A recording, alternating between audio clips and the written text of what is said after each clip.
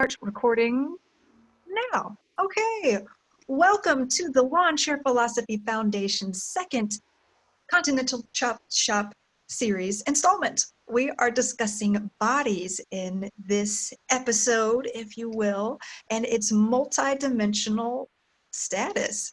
Our bodies are not mere facts of matter, not mere material corporeal things, but they are bound up in a wider experiential perspective and moments of measure, which have a huge role in determining the conclusions we come to, the analysis we run, and just the way we understand ourselves within our everyday spheres. So we're going to start with some Husserl and work our way into the continental tradition. A little bit written today, but I too have been caught up in a whirlwind, and so this will be part written and then part espousal. Okay, so in our last chop shop, we discussed authenticity. For Husserl, authentic scientific measure ought to be objective in a fully rational sense. By that, Husserl means for science to know the principles by which its many fields have access to a world of objects as they receive it for study. We saw for Husserl, objectivity arises out of a process of individuation, such that multiplicity determines any one entity we experience, and no one strata of meaning associated with any given entity, taken alone, may itself modally provide the essence of that entity. An object is a unity, and yet the dimensions of possible shapes an object may hold, or perspectives with which it may become entangled, are endless and open. Many layers of sense come together to occasion what appears. And at his time, Husserl believed that logic alone, or worse, logic with merely the existential assumptions of the natural science as a guide, cannot account for how it is we come to understand the world objectively in the first place. And thus logic and the rest of the sciences need a phenomenological basis to unify their many practices. A phenomenological pattern of objectivity is a pattern which remains faithful to the scientific spirit, as well as a greater philosophical tradition reaching back to the Greeks, and it also remains descriptively open to receiving objects of experience through ever new modes of givenness, which may become them.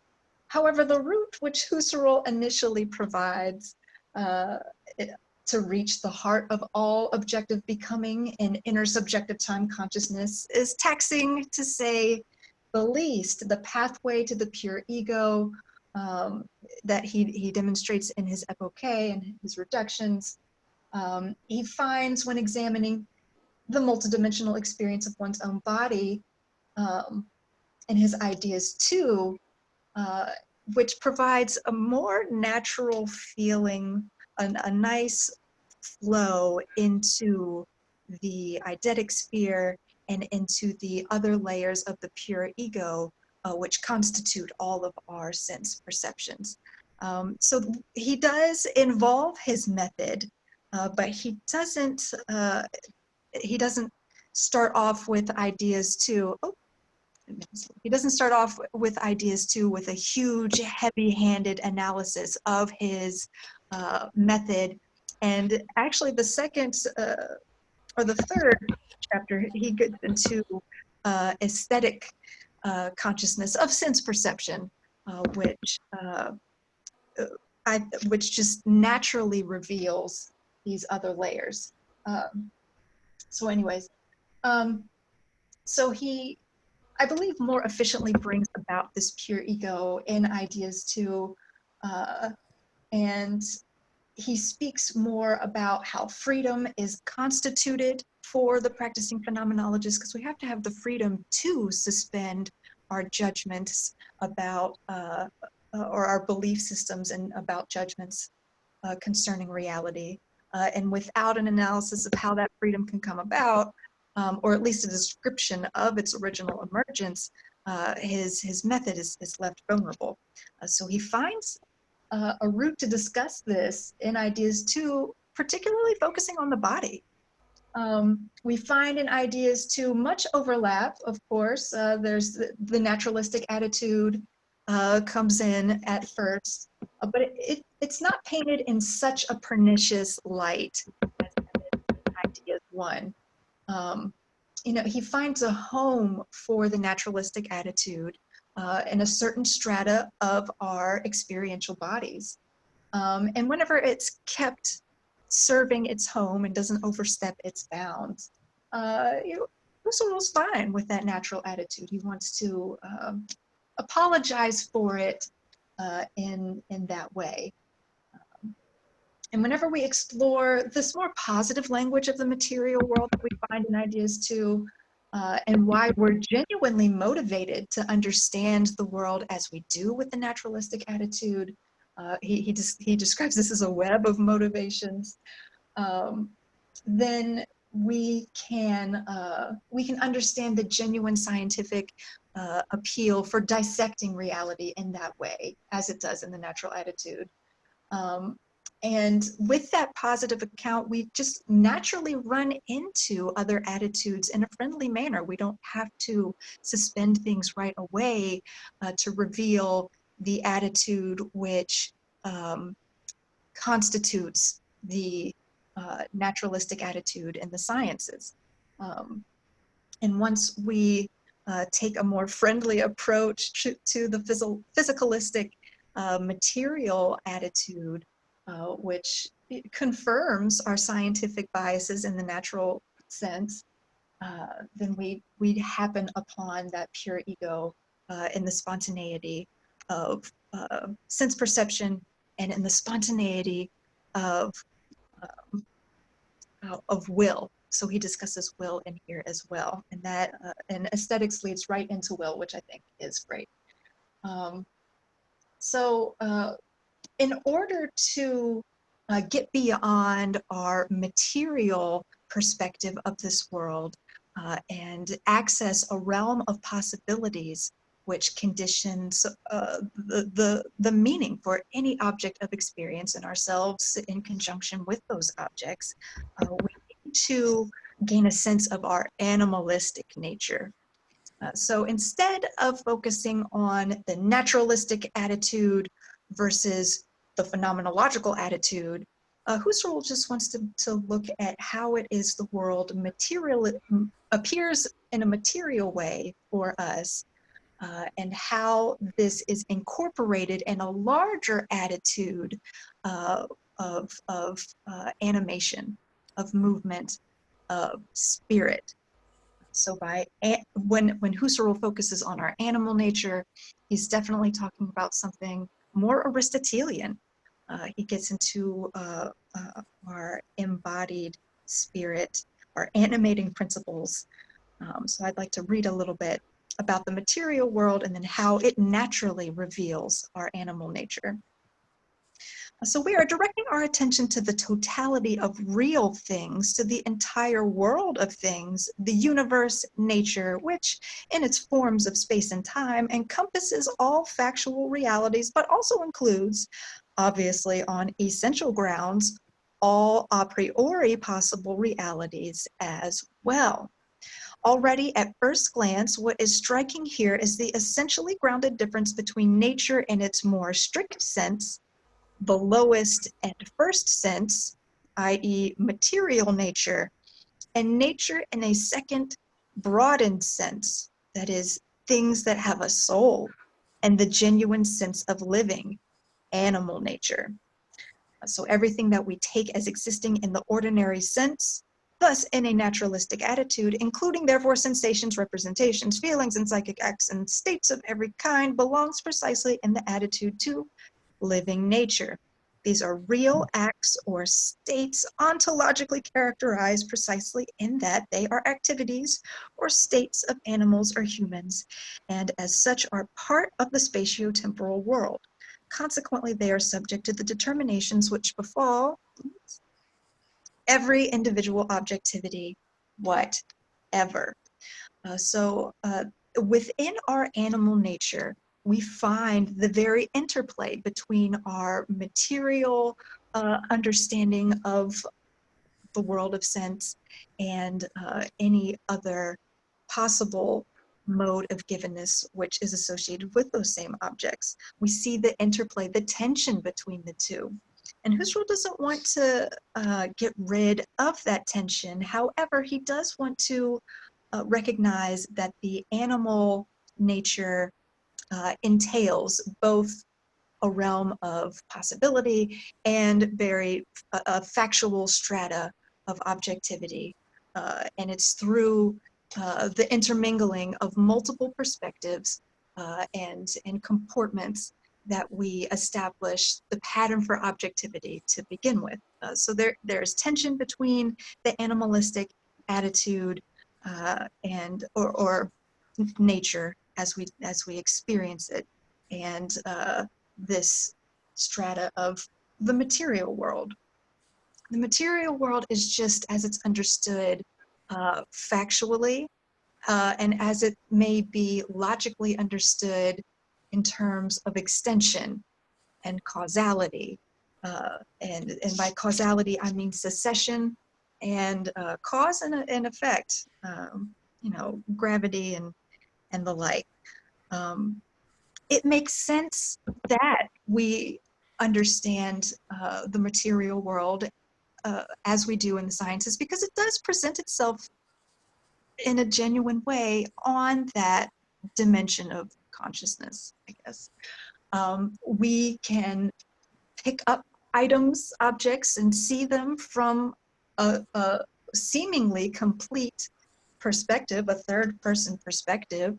We can do with these objects what we please. We can walk around them. We can measure them with rulers and build ourselves microscopes and telescopes and whatnot. These fancy phones that we can take pictures of these objects around us. And so it's certainly the material realm, even though it is of a higher or a less original, it's in a less original position in terms of the sense of objectivity which it occasions, because it's so strict and so limited, that perspective.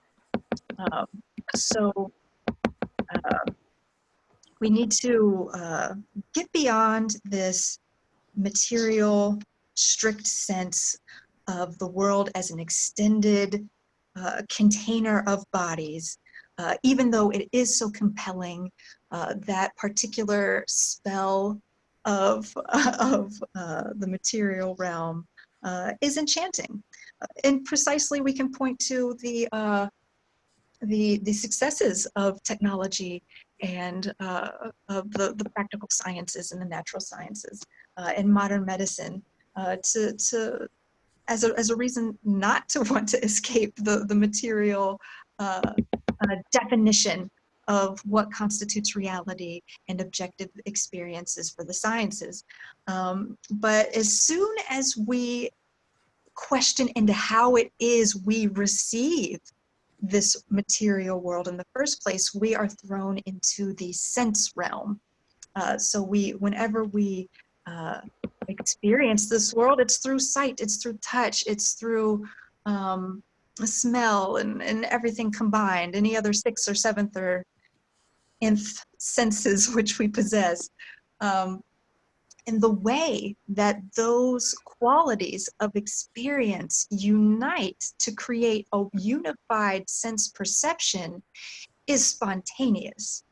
And that's where we get the first real concrete, I should say, distinction between objects which are given through the material dimension and objects which are given through sense perception.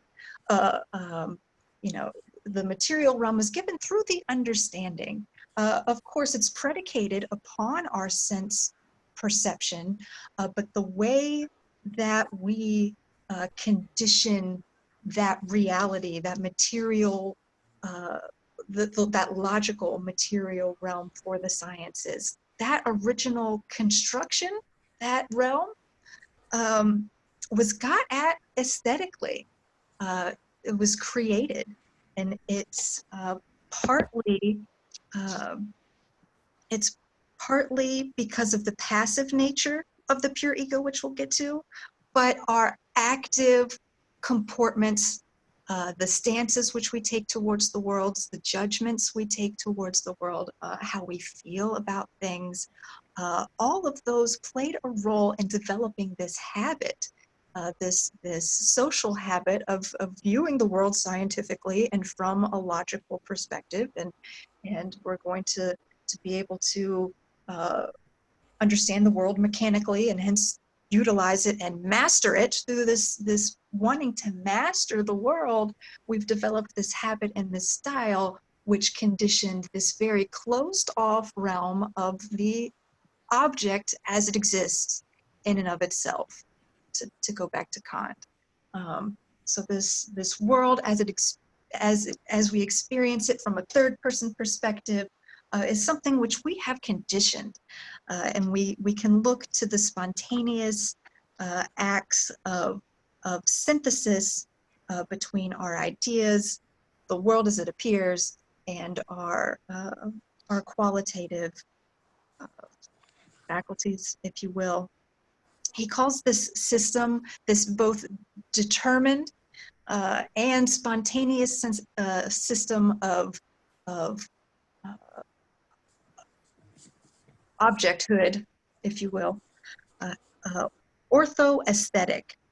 And the system of normal ortho-aesthetic appearances which coalesce into the unity of one concordant experience, occasionally breaks occur. All things suddenly appear changed, the body as well. The system of ortho-aesthetic experiences of the same thing falls apart in groups, and discordant appearances can arise by groups. If we limit ourselves to these groups, in which the thing already appears for itself as concordantly identical, then with the transition from the earlier nexuses in the same group to the new ones, the thing presents itself as suddenly changed, whereas it is given as unchanged in the other groups. By itself, each partial system as a perceptual system has equal rights. Thus we get discordance. And at first it means nothing to say summarily that perceptions of the one sense could be rectified by those of the other senses, supplemented perhaps insofar as they contribute constitutively to the givenness of the thing. The appearing thing thus refers back to all of them and leaves open much as momentary appearance in the various sense spheres which can be determined more precisely, hence supplemented by means of new perceptions and by recourse to perceptions of a sense sphere which was not involved, but to which we were referred indeterminately.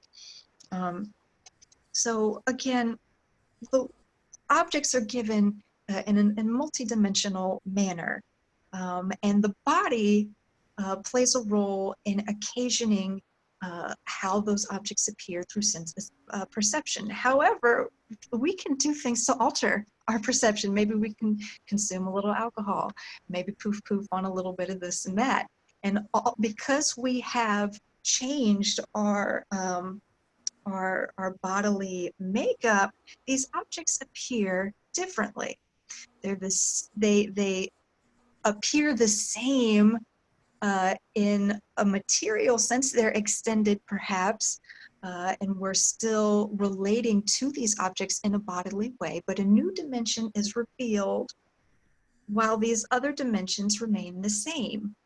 And here we are directed in this very spontaneous sphere of synthesis, a first clue as to the ultimate unity which he is after, and which he, in a more natural flow, is falling into.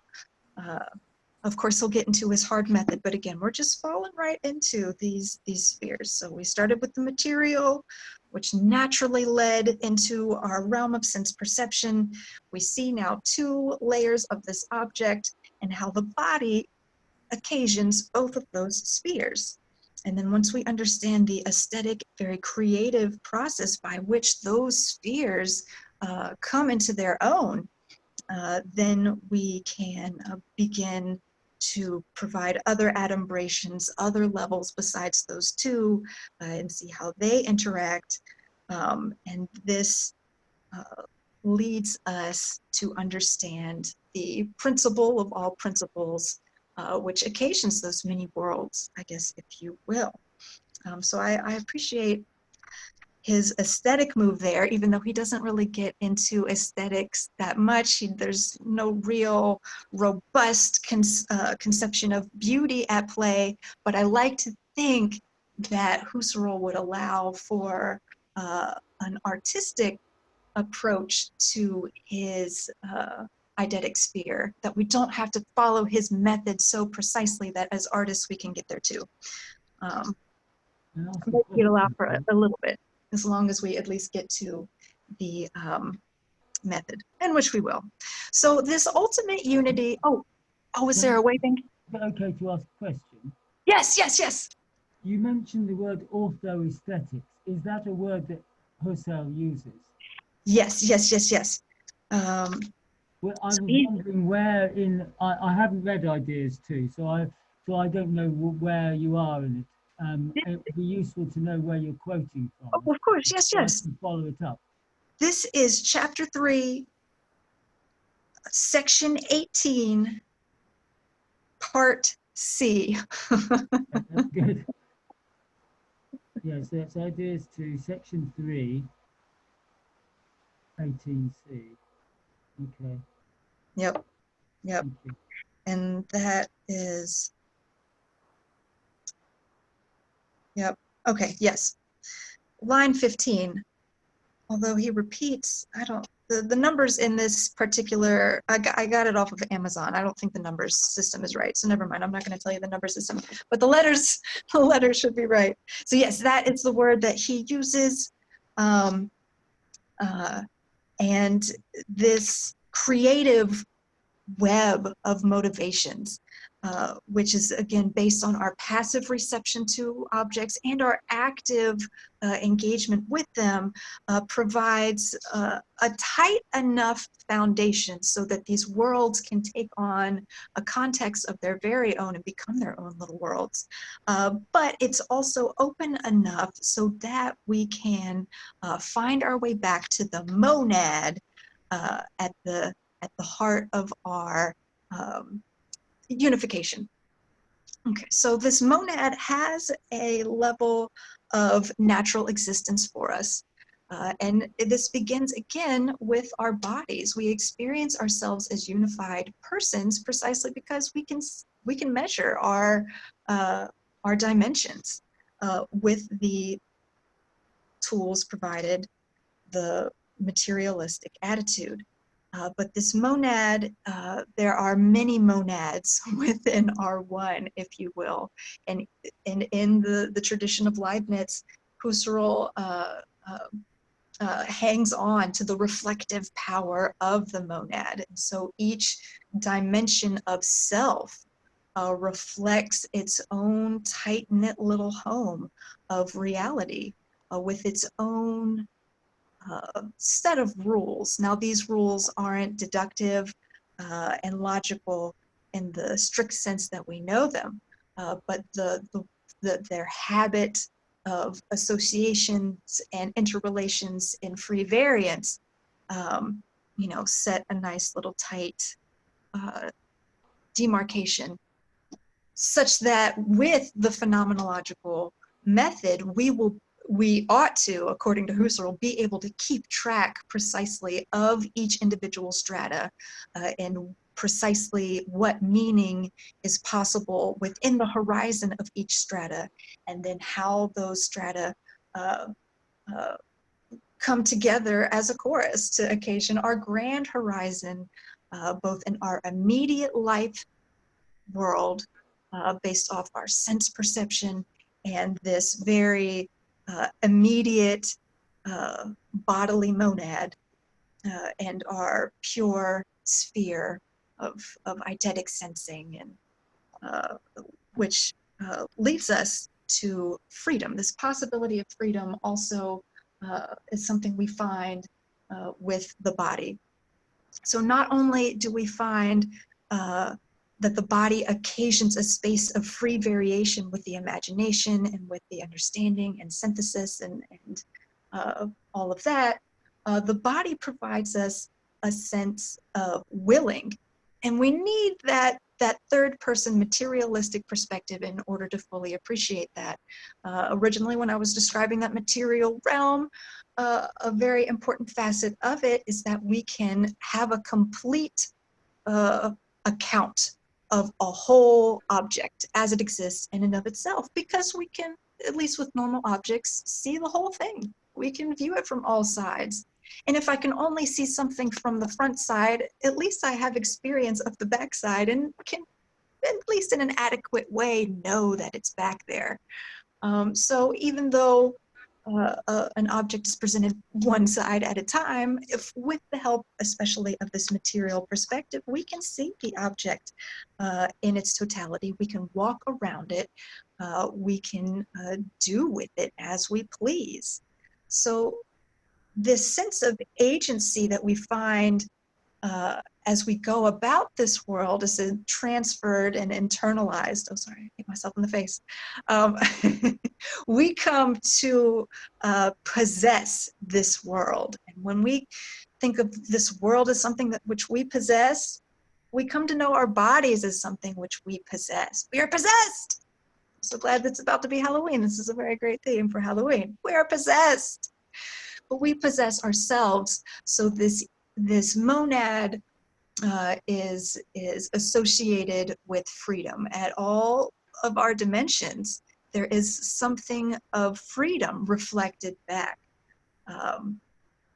This freedom occasions the infinite realm of possible ways that we can relate to ourselves and to this world. However, it's also very overwhelming. This sense of possession, this sense of self, because then when you start to reflect in this infinite realm of possibilities, you begin to lose a little bit of self-control. The precise dimensions and bounds of self are lost in that realm of possibilities. And so the material realm provides a very good place for grounding. Once we fall into his method,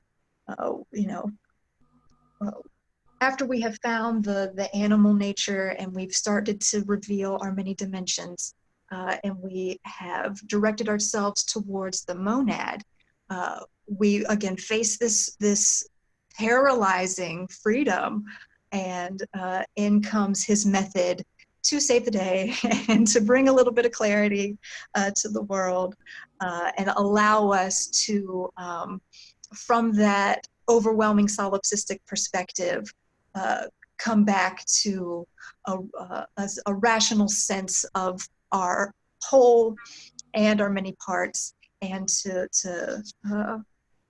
remember our intersubjective foundations as well, because we don't want to get lost in our egos, and lose our community in all of that, because our community certainly plays a huge role in founding who we are. So the material realm and the natural attitude of the sciences associated with extension and facts of matter help us to remain grounded. One move within his epoche that I talked about last time was the move towards the intersubjective, that we are pure egos, yes, but we're within a world of other pure egos, and we can rationally empathize and come to understand how it is we can share realities based upon our similar conscious foundations. We can understand each other even though we're on different wavelengths. But that might be hard to do, especially if you're just starting off as a phenomenologist, to remain grounded in this, while in the eidetic realm of pure essences. I can see being trapped in a tyranny of permanent solipsism, And when we remember our bodies, we're kind of drawn back to each other. And it becomes a little bit easier to remember that we are one among other ones. And if it were not for other ones, we would not be able to distinguish our own bounds. And so this burden is taken off of ourselves to impose almost individuation upon this this infinite strata of self, which is so overwhelming. We can lean on each other to help us determine our distinctions, and bodies and touch and sense help us to do that.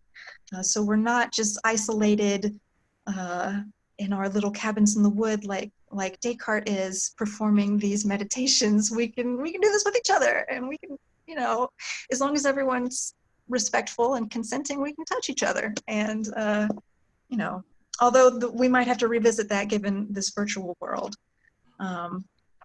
But so again, bodies play an important role in grounding the phenomenologist during the reductions, and to give us some substance to work with when applying subdivisions, and whenever we come face to face and experience firsthand the freedom which we must assume in order to perform the reductions in the first place.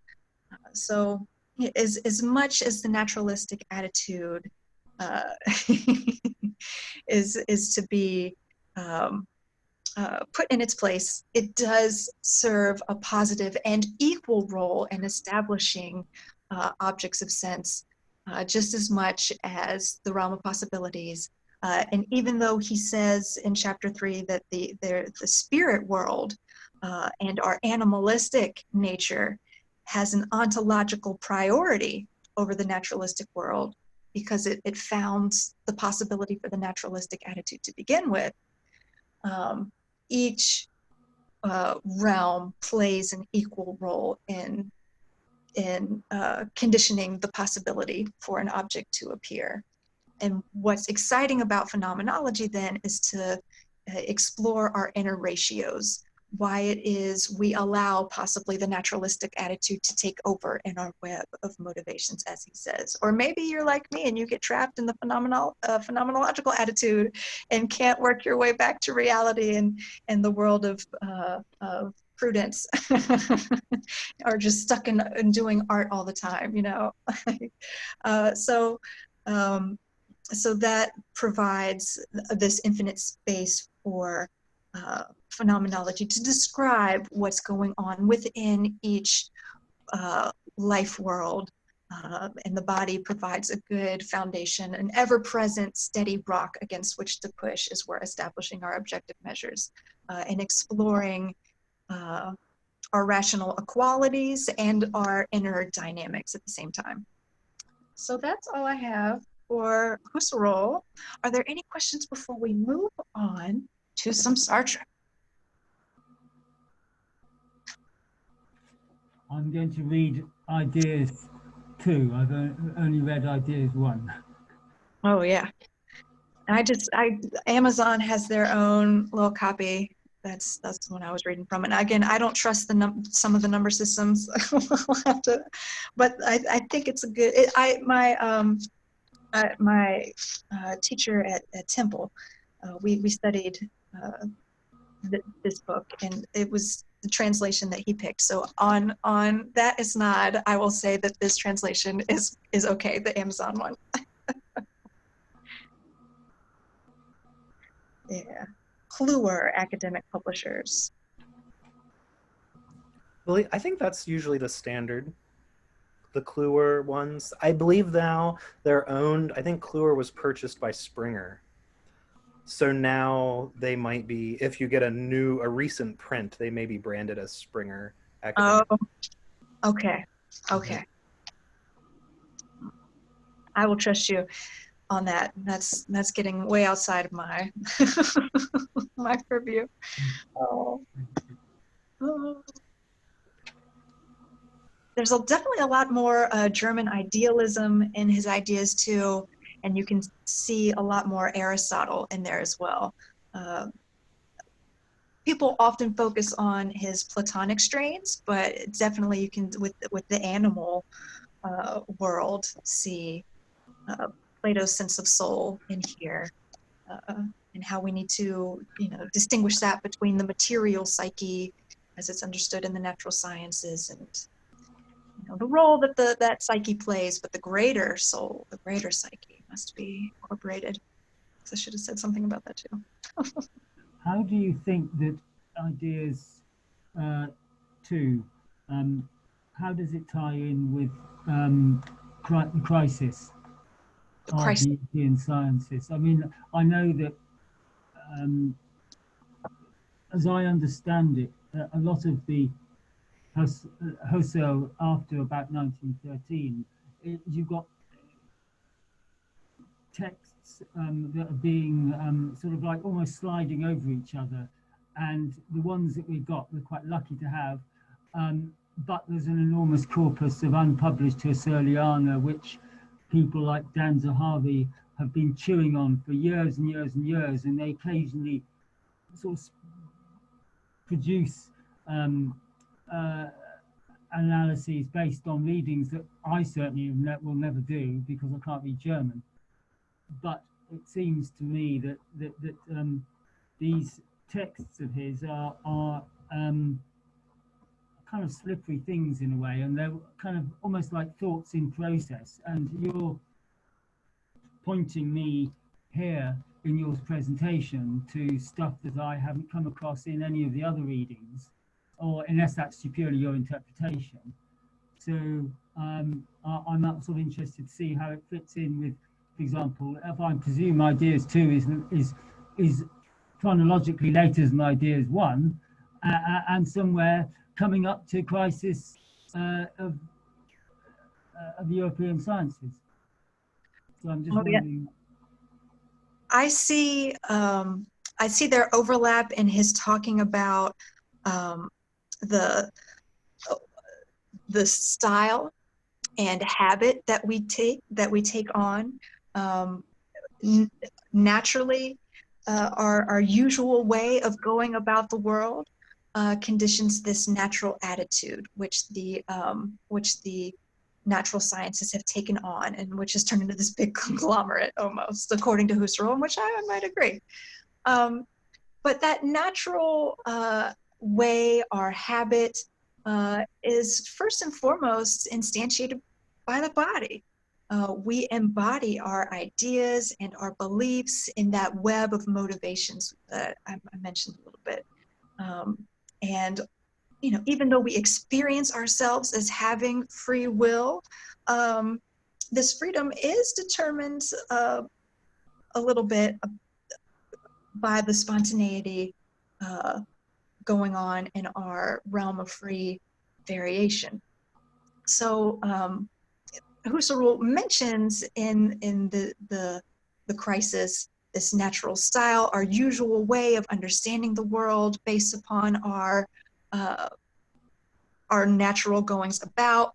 But in this book, he specifically talks about how the body is a nexus for that style, and our bodily needs, our free variation, our free will as we experience it superficially, all of these equally play a role in animating our bodies and how it is we're moving about the world.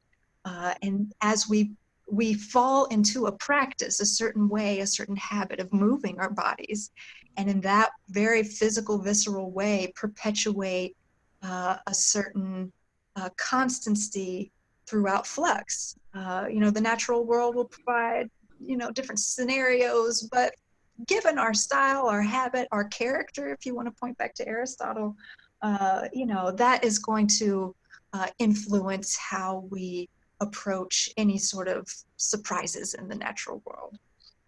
And that could be, that'll also relate to noema and noesis.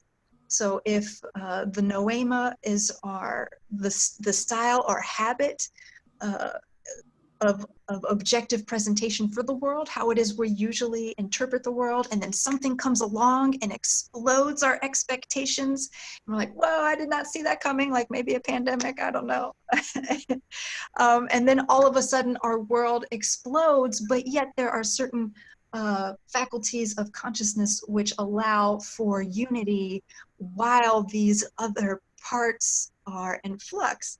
And I pointed to that a little bit with the ortho aesthetic passage, where you know, sense is shattered, our world is turned upside down, but there's something constant which remains the same, and which allows for the rest of our perceptual faculties or strata, if you will, to catch up and regroup and reshape itself.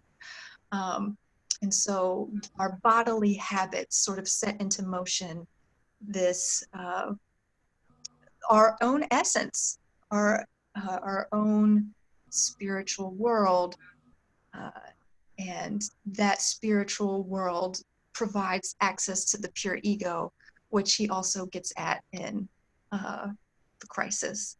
And that'll be tied into time consciousness as well.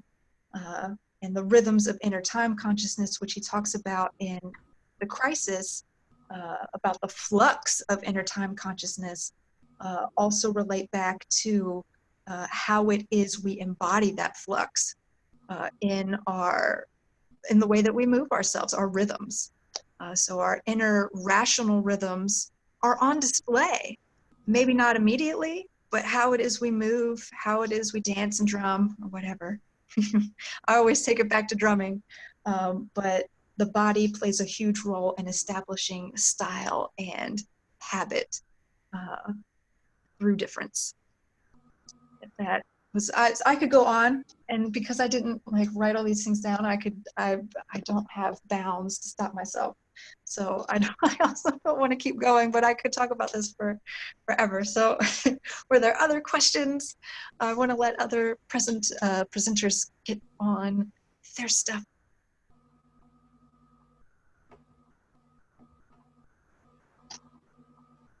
I have 2 pages to look at. Everybody okay over there on this side? Yeah. Okay. Well, that is enough for me. We are going to move on to Sartre. Dr. Donovan Irven has a wonderful presentation for us. Go ahead and take it away. Oh, thanks. I always enjoyed listening to talk about Husserl. So we agreed that this would be on the body, and I was like, oh, I guess I should go back and look at being a nothingness again. And then I was like, oh no. The body is such like a huge and sprawling topic in being a nothingness. So I'm going to try to approach a few sort of what is the body, how Sartre's concept of the body is unique in certain ways and what it's responding to, how that fits into his theory of like perception and how perception works. And then I will sort of very briefly gesture at how this has influenced and prefigured things like standpoint epistemology and things like that. So it's very, I think, important to recognize some of those connections and how Being a Nothingness is still sort of a relevant book. I'm reading the new Sarah Richmond translation of Being a Nothingness, which just came out from Routledge. It came out in Britain prior to the US. I think it just came out in last January in the US, but it was out a little bit before that. So I'm reading the whole sort of thing again in this new translation, which is very good, and I highly recommend Sarah Richmond's translation from Routledge. So everything that I talk about today will be from the section on the body, and mostly in Being for Others from Being a Nothingness. So I think it's important to understand how Sartre is sort of situated. We know Husserl was very influenced and into like Cartesian philosophy. The Cartesian meditations is really important. Of course, Husserl is making tremendous developments beyond Descartes and incorporating important elements of Kant's philosophy, which we can talk about after if we want to ask me questions about that. But Sartre also thinks that this whole I think, therefore I am is a key starting point. The recognition of my own existence is like the impetus to philosophy in a lot of ways for Sartre. But if you really think about the Cartesian legacy, there's this strong dualistic tendency to separate the mind and the body.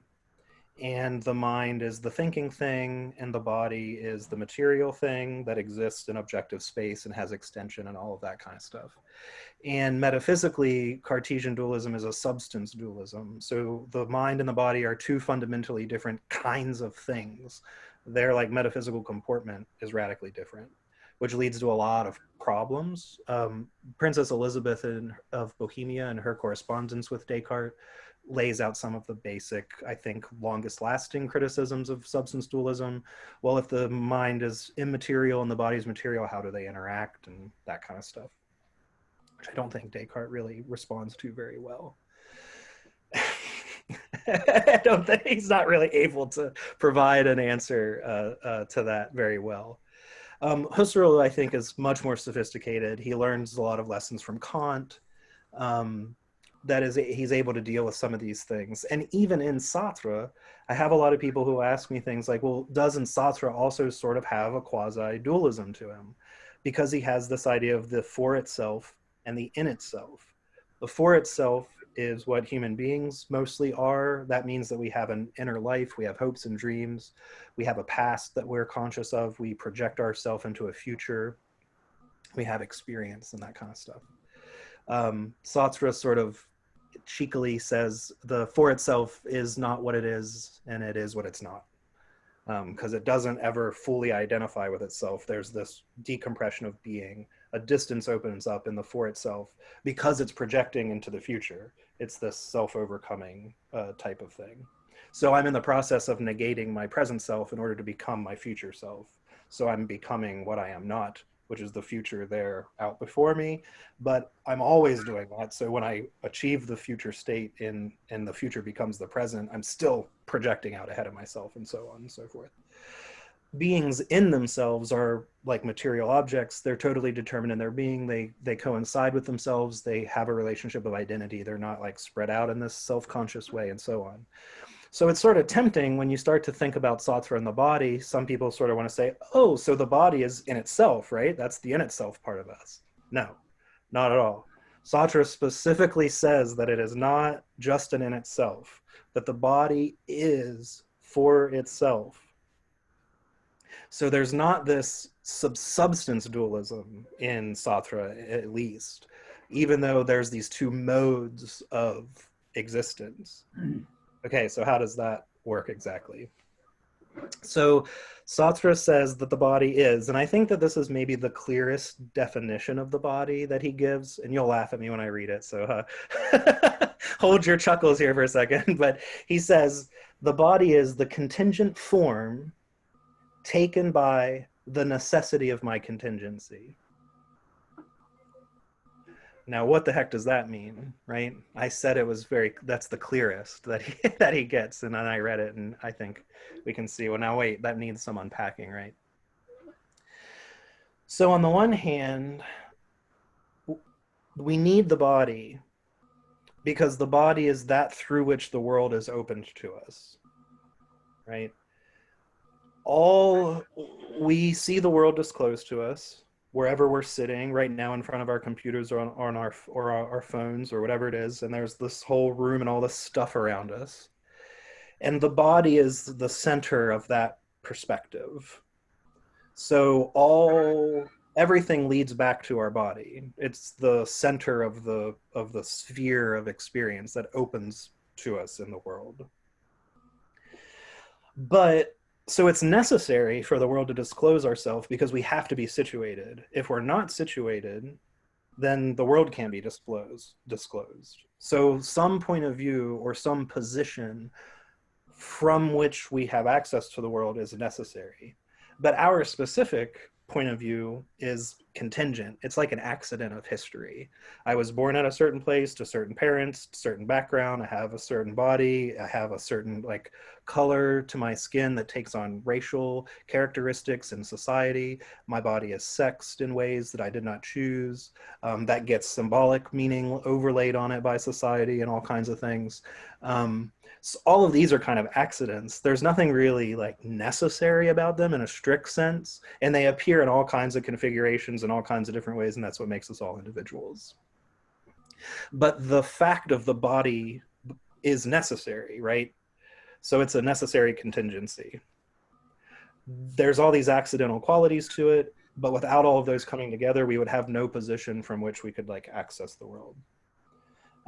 So that's a kind of rough summary of what on earth he means by the contingent form. That's the specific body that I hold.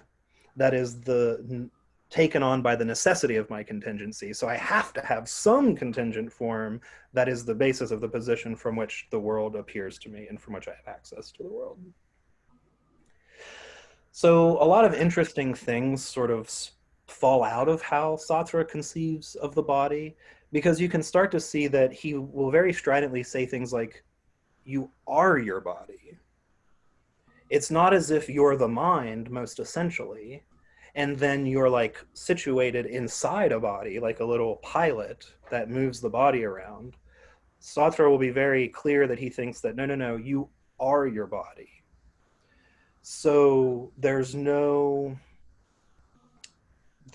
sense in which you like use your body for things. So like Kant will have these ideas about how you can like use your body for pleasure or use your body to achieve an end, as if your body was an instrument. Sartre says, no, we can't do that, because that will lead to an infinite regress. Because there has to be instruments in between every step.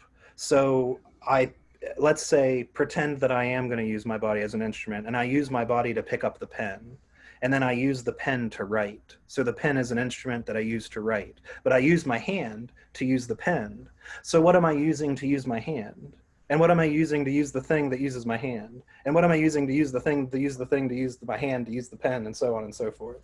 So Sartre's like, no, you are your hand, you are your body, and that regression stops at your hand, because you're not using your hand as if an instrument. Your hand is like the very medium by which you use the instrument. And in fact, when you're using the pen, your phenomenological focus is not on your hand. Your hand practically disappears and melts into the background of your activity. What you're focused on is the pen. That's the object of your use. And the body becomes a non-thetic structure. So when Sartre talks about something being thetic, he just means that you've thematized it. You have an explicit idea of what it is that you're doing and what you're talking about.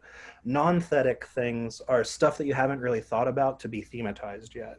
So you can, when you think about using your pen, your body is a non-thetic part of that structure. It's not like thematized in the writing apparatus.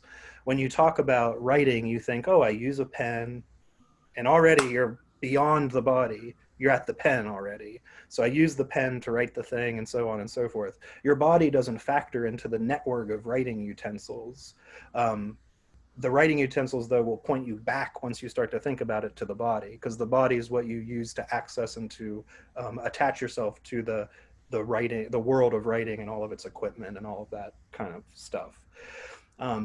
But your body is never thematized explicitly, and your body can detach from the world of equipment, and it can attach to other things. So one minute you're here talking to us, and maybe you're writing and taking notes, and then your body can detach itself from that context and go and play the drums or something if you're Kelly over here, and your body can attach to the drum set and to the whole realm of equipment, of musical equipment, and so on and so forth. And that's how you're having access to the world in a sort of a pre-reflective way. So the body is always for itself in this sense, because it's part of your projection into the world. The body is the thing that you're projecting beyond.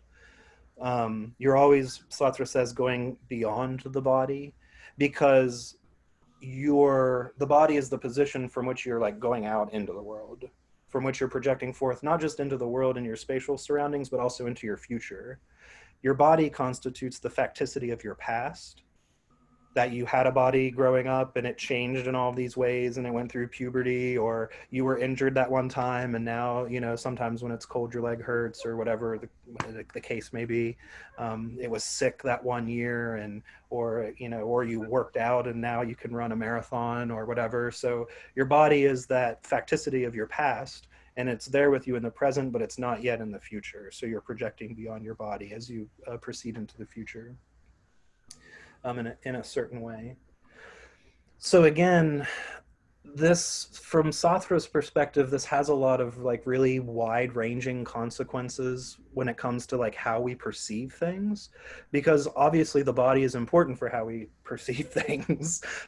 If, you know, if you're colorblind or you're deaf versus if you can hear really well, or if you have 20/20 vision, your body conditions how you can access the world, whether something appears as an opportunity for you or whether it appears as an obstacle or something that makes it more difficult or easier. A lot of that has to do with how your body is in the world and how your body's constituted. So one of the things that really distinguishes Sartre from, I think, the whole sort of lineage, including Husserl and other things, is that Sartre doesn't think that sense is something that passively happens to you. You don't just passively receive images from the world, but he identifies sensing with acting. So all sense is an act of constituting the world through your bodily situation and orientation. So the way that he does this is that he says things like, sight does not produce visual sensations. It's not as if you see something and then your power of sight produces within the mind a sensation of seeing red or something like that. Sartre's like, no. In contemporary philosophy of mind, in the analytic tradition, I think that this is like what Sartre has in mind here is something like qualia. Like you have a qualitative appearance, a mental image of redness or something like that. I think Sartre would actually say, no, there's no qualia if we're using analytic terms. I think he'd be like, no, there's no such thing as that. That's nonsense. You don't see something and then it produces a sensation within you. That's not how it works. He even would say something like, sight is not like affected by light rays that then again produces like an image or a representation in your mind or in your mind's eye or even something like that. What he says, and again, his language is a little wonky here, he says that what sense represents is an objective rule of disclosure. Because your body is like an object in the world, and it's in the world alongside other things. So the sense that you get is a result of the relationship between your body, your sense apparatus, the eye, the objects that it sees, and how it sees them, how it's positioned to see them, and all of this kind of stuff. And that sort of network produces the sense of the thing all together. It's not like the light comes in and it hits your eye and it activates the retina, and then inside is produced like the image that you get. What you're experiencing is the result. It's like an emergent property of the network of all of the things like feeding into each other or something like that. Now, nobody else can access that in a way because it's your position and it's your orientation in the world. So nobody else can coincide completely with you and stand exactly in your shoes. And that's what gives our life its sort of private quality, because we're the only one occupying this position that produces the experience that we're having. Just no one else can. And that includes all of our past history and all of the other things that like lead up to it and everything like that. It wouldn't even be enough for someone just to stand in my shoes, so to speak. They'd have to like live my life and all the things and all that kind of stuff that gets into it. He says that the body then is the total center of reference indicated by things. Everything that we experience sort of points us back to the body because that's what roots us in our situation and in our experience and in our location in the world. It's what provides us with our unique point of view. and so on and so forth. So I want to read you just a little, it's a slightly longish passage from Being a Nothingness, but I think it's really important. So he thinks that it's very difficult for us to get like an objective or God's eye view of our body. One of the problems that we have is we tend to think of our body as if it's the body of another person. We tend to make like an analogous view and try to look at our own body as if we're just looking at somebody else's body. And he's like, you can do that, but that's just kind of like an intellectual game that you're playing. Can I raise the point there? Yeah. We've got, okay, I am my hand, okay? I inhabit my hand. I can pick things up. I have sensation. At the same time, I can experience my hand as object. I hold it. I'm holding it. Yes. So I've got a double vision, and that's implicit in any position I can have regarding myself. Is that something that he's picking up on? He talks about that explicitly, and he calls it the double. He calls it the problem of the double sense. Where was it? I was just rereading this morning. So one of the things that he's very careful of is that we can switch like our perspective or our orientation.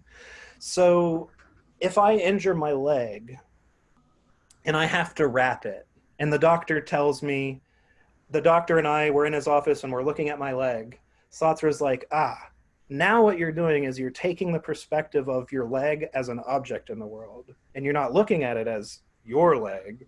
You're looking at it like the doctor's looking at it, as if it's something that you can operate on. And the same thing will happen when you go home and you have to change the bandage, or you manipulate your leg so that you can better have access to it.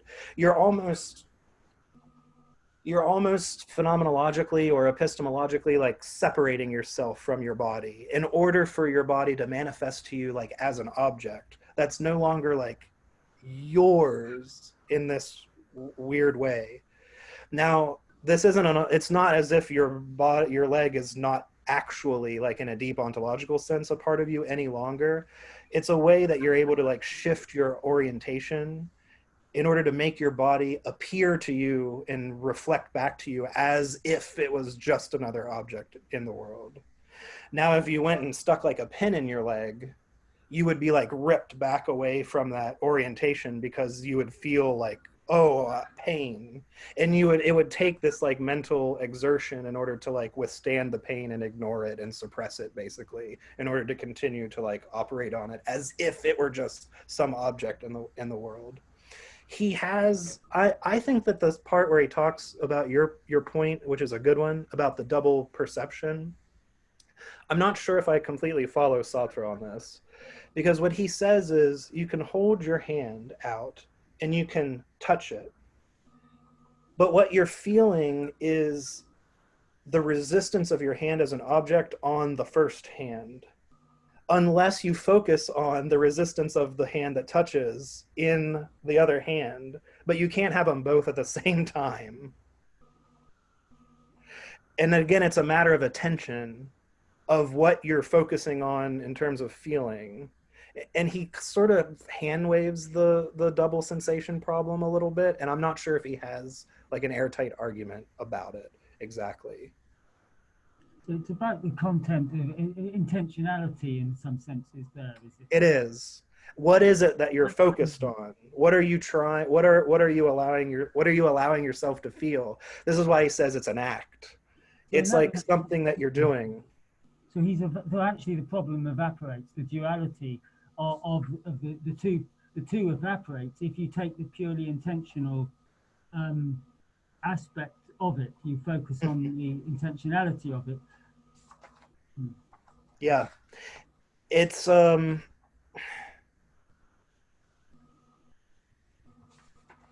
trying to think of the best way to give my because I think that is, there are some times when I'm reading along in that section, I'm like, oh yeah, okay, that's right. And then other times I'm like, wait a second, you didn't actually quite explain that as much as I would have liked you to. Because I can sort of see what he's saying Like I was baking yesterday and I burnt my arm, right? And I totally get, and I think he's right, when we recognize our body as an object in the world. And you're like, oh crap, I just burnt myself. But then you start thinking about your arm as an object and things that you might do to it. Like, do I need to bandage it? Do I need to get some medicine to put on it? And so on and so forth. And then I sort of recognize that I'm not really thinking about it as like my arm. It's not subsumed into the normal flow of my activity. Like if I'm using my hand to write or to type or to draw or play the PlayStation or whatever it is. So I get that switch. I think that that is something, but then I don't know, like I sort of still feel both when I grab my hand like that. So is that perhaps part of the intention and then the natural attitude that Kelly's talking about? That actually to experience, yeah. I mean, if you bracket, if we bracket the whole process of what we've just been talking about, can we see it in a completely new light? That in a radically new light, which then by bracketing it, we actually bracket that that objectivity, and we begin to have the possibility of seeing the process in a new light. So when I say that perhaps it evaporates if you start to take it as an intentional, if you start to see it as in a play of intentionality, you begin to actually, it begins to show up less of a double problem. And Sartre does use intentionality to attempt to circumvent the problem. And he endorses the intentional view of consciousness from Husserl, basically, which is one of the reasons why he thinks that sense is an act, that it is an act of constitution of the world, which we have to make like decisions about what are we going to focus on and what are we going to do. But he doesn't think that that's some purely subjective thing, because all of this emerges out of objective relations between things. Like you have an I that is an object in your head that is in relation to other objects in the world that produces your experience. And so it's not reducible to some merely subjective decision you're making about what to focus on, because you're making that decision among objectively constituted things in the world, of which you're one, because you're a body that's materially situated. It's very kind of interesting. He relies on the language of subject and object, but for him, subjectivities are objective facts of the world. The existence of your experience from your first personal point of view is an objective fact of the world. You're having that experience. I might not have access to it, and I might be relying on your report to tell me about it, but you're having it. And you're having it as a result of materially instantiated objective relations in the world that are allowing your subjectivity to like occur, basically. Yeah. So the way that subject and object functions here is different than what we sometimes think of it, because he says sense is not reducible to subjectivity. It's not a mere product of my subjective like whatever. That's where he says about when he talks about this is what I was going to read to you all, if I can find where it was. I went searching. No, I can't find it again.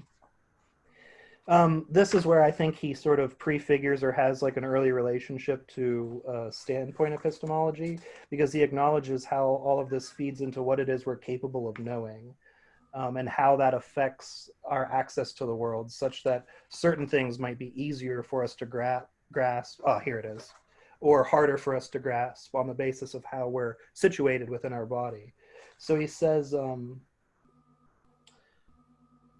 my birth, insofar as it conditions the way in which objects are disclosed to me, items that are luxuries or basic necessities are more or less accessible, certain social realities appear to me as forbidden, there are barriers and obstacles within my hodological space.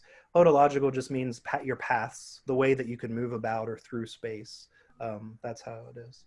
My race, insofar as it is pointed out by the other's attitude towards me, they are revealed as contemptuous or admiring, as trusting or distrusting me. My class, insofar as it is revealed through the disclosure of the social community to which I belong, and insofar as the places that I frequent refer to it, my nationality, my physiological structure, insofar as instruments imply it by the very manner in which they are revealed as resistant or compliant, and through their very coefficient of adversity, my character, my past, insofar as everything that I have lived through is pointed out by the world itself as my point of view on the world, all of that, insofar as I surpass it in the synthetic unity of my being in the world, is my body, as the necessary condition of the existence of a world and as the contingent actualization of that condition. And that's where he says, the next sentence is where he says, the body is the contingent form taken by the necessity of my contingency. Yeah. Just a little further, this is the last bit I'll read. Even this disability that I suffer is something that, by the very fact of living it, I have taken up.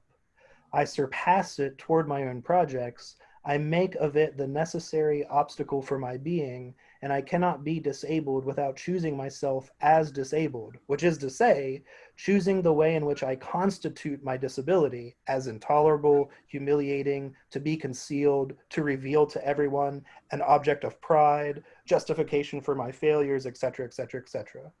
But this elusive body is precisely the necessity of there being a choice, that is, the necessity of my not being everything all at once, but only this particular thing.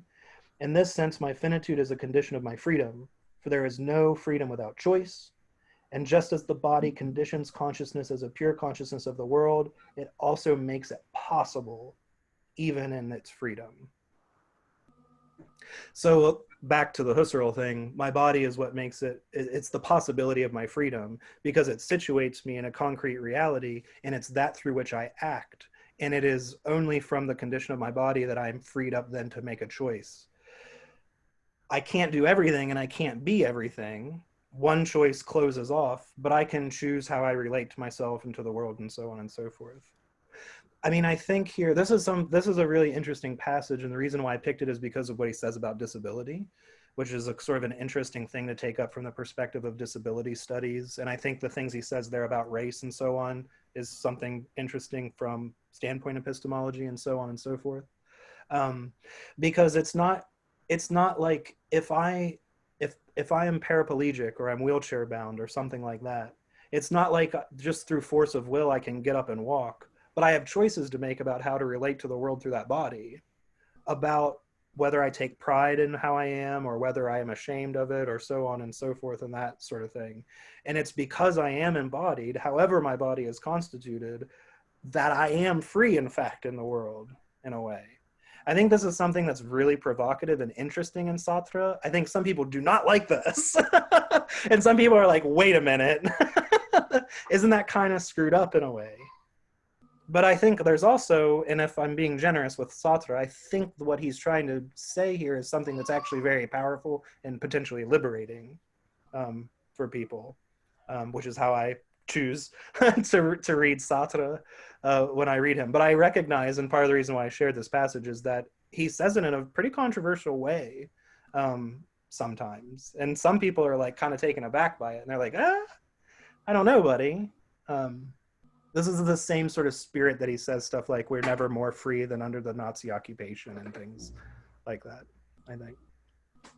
So we have a body. It's our position in the world. All of our relations point back to it. It conditions how we are in the world, but it is the ground of our freedom. And it's through which we are who we are in the world. And we reach our potential sort of through it. So there's a lot going on here. I'm just going to stop for the sake of time and all of our sanity, and so that we can have some questions if you all want to talk about that. So I've also I'm rereading the book again, and I was going back through this again earlier today and yesterday, and I'm just like, this book is awesome. strong recommend for being a nothingness. I'm having a moment of like renaissance of like, oh yeah, this is why I love this book so much. There's a lot going on in it. So, okay.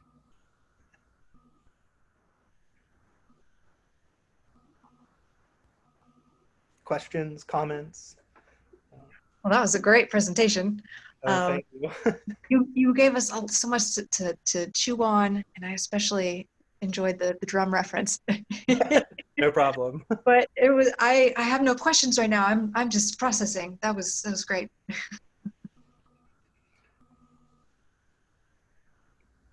I have a question. Mm-hmm. Because I was thinking, and also like in contrast with Merleau-Ponty, but also maybe with psychoanalysis. Mm-hmm. Like, I read Sartre many years ago. I haven't read it in a long time, but I do remember that something that made me like uncomfortable was that the way he was describing things and developing his reflection was too focused like on thematic experience and on or in conscious experience in a way. So for me it is like too consciousness oriented, and like even the way he describes the body is always like this, it's outside. Even if he says, yes, I am my body, but when he develops the description, it's sort of detaching and or sort of like an instrument too. So like I see this sort of disconnect between the way he conceptualizes and the way he actually does the phenomenological analysis. And I see the difference with Merleau-Ponty there a lot in the role of the unconscious or something that is not available to thematic experience. So I was wondering, what do you think about that?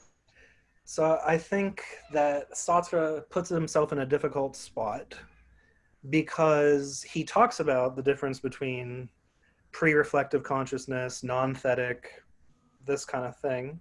And then he immediately starts thematizing it all. So he's trying to move everything. He wants to acknowledge on the one hand that there are these pre-reflective, unconscious things going on, but he's trying to drag all of that into consciousness and make us aware of it. I think, though, in some ways, this is sort of what Sartre wants psychoanalysis to do, because he thinks that the only way that we can then act on it is if it's rendered explicit. So if I am always sort of gesturing back toward the unconscious, then I actually am not giving psychoanalysis the tools that it needs, which is to thematize the problem so that we can get a conscious grasp on it. The other thing, though, that I think might actually be a bigger problem for him is that he wants to deny the strong causal relations that Freud's working with. And this is something that Heidegger also has a problem with in the Zoolocon lectures.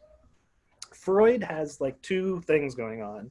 One of which is that he wants to be able to attribute neurological elements to it. So especially in early Freud, he's talking about like nerves and all of this sort of proto-neuroscientific type stuff. On the other hand, he also has this symbolic order that's going on, like the Oedipal complex and that kind of thing, that are supposed to have very strong causal pull and effects in our conscious life and in our activities. They're supposed to be causally explain our behaviors. Sartre does not like that strong causal determinism at all, because he thinks that at some level, this is the bad faith conversation, you have to be making choices about it. Right? So he wants to cut out that strong deterministic element in Freudian psychoanalysis. I think maybe that's a problem for him. It's probably something that he develops a little better on, and as he goes, and as people like Beauvoir and Merleau-Ponty are influencing Sartre, I think he softens his position. But certainly in Being and Nothingness, he has a much more strident position on radical freedom. It's coming down to these choices. Bad faith is a choice that you're making, and he doesn't want to hear Freudian or Lacanian causal explanations or deterministic explanations that the subconscious is coming up, you know, and is making you behave in this way. And Sartre's just like, it's not making you. The subconscious is you. You're doing it, right? But I think, though, again, the thing I like about Sartre, and he wants to help make that explicit so that you can then act on it consciously and make explicit decisions about it rather than implicit decisions. I don't know if that really works. I don't know if cutting the causal chain works. I don't know about that part. And I think Sartre is wise to revise his very strident radical freedom from being a nothingness, but it's certainly there. Certainly there. You know? So yeah, that's a good question. I'd like to ask a question, picking up what Angela has been talking about. In fact, what we've all been talking about. Why should we not bracket freedom as being part of the natural attitude?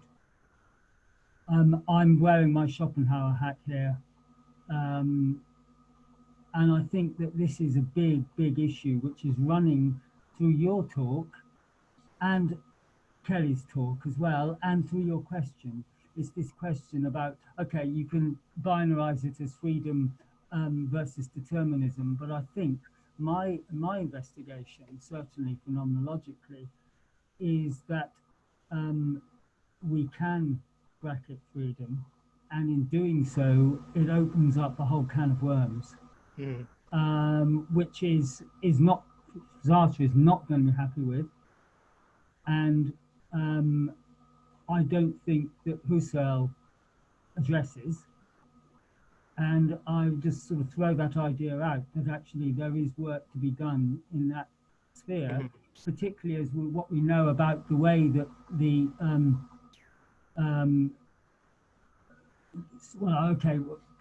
Husserl rejects psychologism, which is clear. But we know, for example, that the world is constituted by perception, and it leaves, I think, lots of big questions. This whole idea of how the world is constituted and the role of the boundary between the conscious and the unconscious. I think there are these huge questions which I think Husserl gives us some tools to address. Anyway, I don't think I can. I just throw that one out, and I'm still working on it basically. And I'll give my best impression of Sartre's response to that, and then I will cede the floor. So I think one thing is we have to be clear that Sartre's theory of freedom is not a theory of the free will. So Sartre does not believe that it makes any sense to posit something like the will that then has the further property of being free, or having a property of freedom, a will that is free.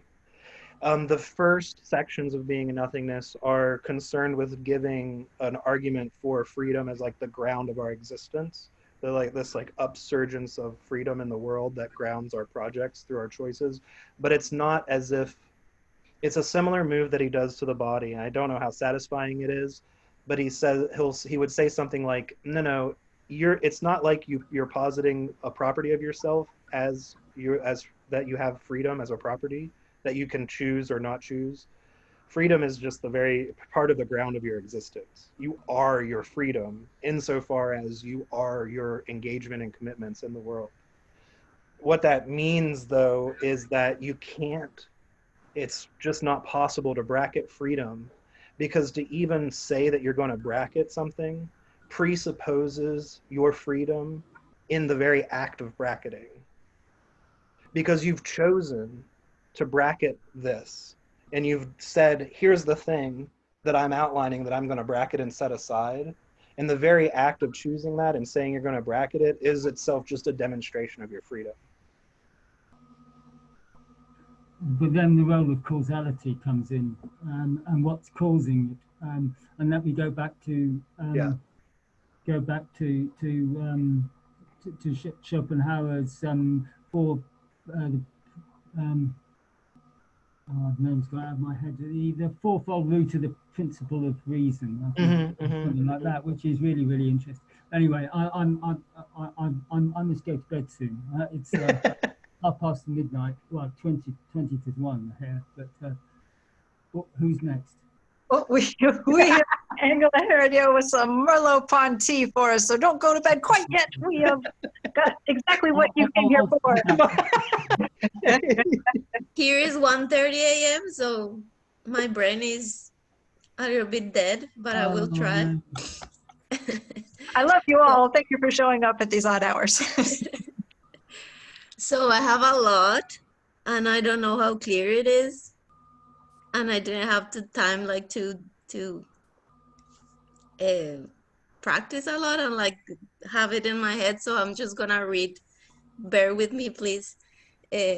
It's a lot because the body is all over Merleau-Ponty's writings, both the ones he left after he died and the ones he published. So yes, bear with me because it's a lot. Okay, so Merleau-Ponty is one of the most important references regarding the body in philosophy and has influenced other disciplines like anthropology, sociology, and a lot of feminist theory. And the reason is because for Merleau-Ponty, the body is at the core of both of all his philosophical reflections. So Merleau-Ponty takes as a point of departure phenomenology, both in Heideggerian and Husserlian formulation, to highlight the ontological and epistemological centrality of the body in the constitution of experience. Phenomenology, as a coming back to the things themselves, brings out a level of experience where the experiencing subject can be said to be the body, its body.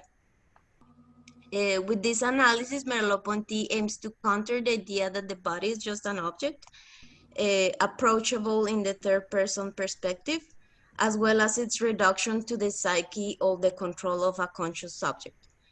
So for him, phenomenology targets and gives account of the everyday, pre-thematic, pre-objective experience. It sort of goes back and returns to the lived world beneath the objective world. So because of this, for him, phenomenology takes experience seriously as embodied familiarity that orients all of our perceptions and all of our actions. I'm gonna read a little quote from the Phenomenology of Perception, in which he says, the visible and the invisible. And here he says, phenomenology asks of our experience of the world what the world is before it is a thing one speaks of and which is taken for granted, before it has been reduced to a set of manageable, disposable significations. It directs this question to our mute life. It addresses itself to that component of the world and of ourselves that precedes reflection, because the examination of the significations in themselves would give us the world reduced to our idealizations and our syntax. So phenomenology for him, and this is found also in the Phenomenology of Perception, is the making explicit of our everyday and pre-reflexive way of being, of this constitutive bond with the world. It gives account of this bond by showing the way phenomena appear in an embodied way to conscience, and also by exploring the conditions of possibility of such phenomena. And you can see the Heideggerian notion of phenomenology there. So being for Merleau-Ponty manifests itself in the weaving of the world, the body, and the subject. And this is something that he adds to the being in the world of Heidegger. For him, the body is in the middle. It's the core of this being in the world structure. So it is fundamental to say that for Merleau-Ponty, the phenomenological and philosophical task is not only descriptive, but requires the reconsideration of ontology, of the condition of possibilities of being. This is already suggested in the Phenomenology of Perception, but it becomes clearer in his later work, which was published after he died. And this has an important consequence for Merleau-Ponty, and is that philosophy and phenomenology needs to explore new forms of expression that allow to address this silence and this corporeality of this pre-reflective bond with the world. So this led him to have a deep interest in aesthetics, showing, for example, how painting could be a sort of phenomenological reflection, and how philosophical reflection occurs also in other kinds of languages, not just writing and speaking. So there is the need to connect the philosophical language to that primordial and embodied familiarity through which the being of everything emerges. Merleau-Ponty refers to this as the vital root of language that sometimes is broken by extreme abstraction. And I will talk about this later regarding how he sees the relation between idea and matter, or ideality and materiality. So for Merleau-Ponty, the body is the place of the ontogenesis, is the place in which being comes about. From his major work, which was titled The Structure of Behavior, he tried to explore the limits of an objective interpretation of the body, exploring how the body is something that is lived, something that we inhabit, rather than something that we have or that we use. So he tries to find alternatives to idealism and empiricism in order to account for the embodied character of experience. And he tries to show how consciousness is deeply incarnated and embodied and based in sensory relations. So the body opens the world, allows the world to speak to us. It is the weaving of the subject and the world. It is the focal point through which we are bonded to everything that surrounds us, allowing to build a world as well as being built by this world. Such bond, or this weave between the body and the world, anchored in the reversible character of the body that Donovan talked about, this structure of feeling and being felt. This is the reversibility, the leap, for example. Where was I? Yes, this reversible character of the body as sensible, sentient, is precisely what he calls in his later work, the flesh. And I'm gonna read a quote from The Visible and the Invisible. And it's the chapter called the flesh. The body unites us directly with the things through its own ontogenesis, by welding to one another the two outlines which it is made, its two labs, the sensible mass it is, the sensible wherein it is born by segregation, and upon which, as seer, it remains open.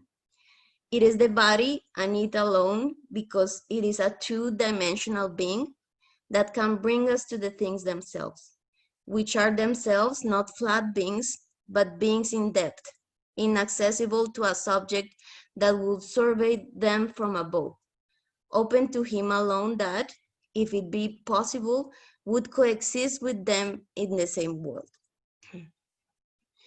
So this is for me, because the usual interpretation is that in his later work, he sort of radicalizes this ontology of the flesh, and in his earlier work, he sort of is more phenomenologically correct, let's say that.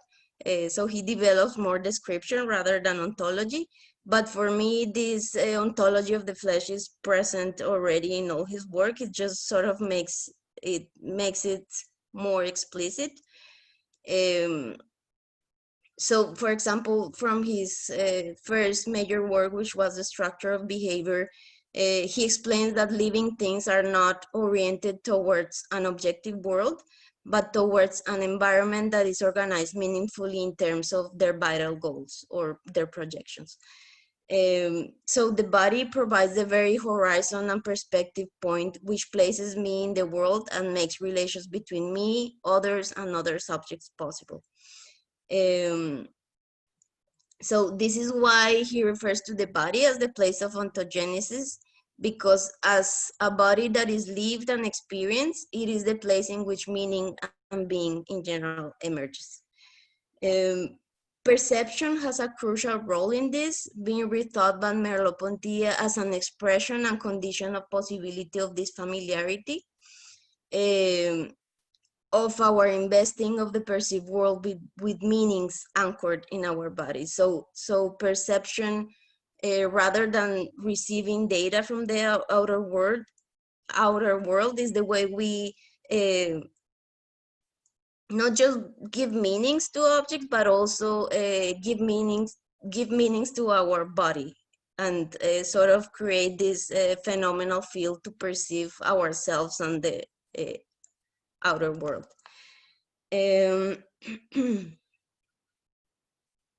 Yes. So, as I already said, and this is in the phenomenology of perception, he explains perception through the concept of the body schema, contrasting the phenomenal body with the objective body. The phenomenal body would be the body as lived, and the objective body would be the body as an object. And the body schema would be the perceptual field of our horizon. And this body schema, this concept is borrowed by him from Paul Schilder. And he explored this concept through the contrast between the body as an object and the body as lived, as I already said. So I'm gonna read a little quote from the Phenomenology of Perception. He says that the body is polarized by its tasks. It exists towards them. It gathers itself up to reach its goal. And body schema. And body schema, it's in the end a way of expressing that my body is in the world. So the body schema would be this phenomenal field, or this horizon of possibility for my perception, and this horizon of possibility does not always coincide with my actual body. So, and this is something he explores through different cases of neurological disturbances. So he explores the phantom limb phenomena, in which you experience your limb even though it has been amputated. Or cases of agnosia in which you don't recognize a part of your body as yourself.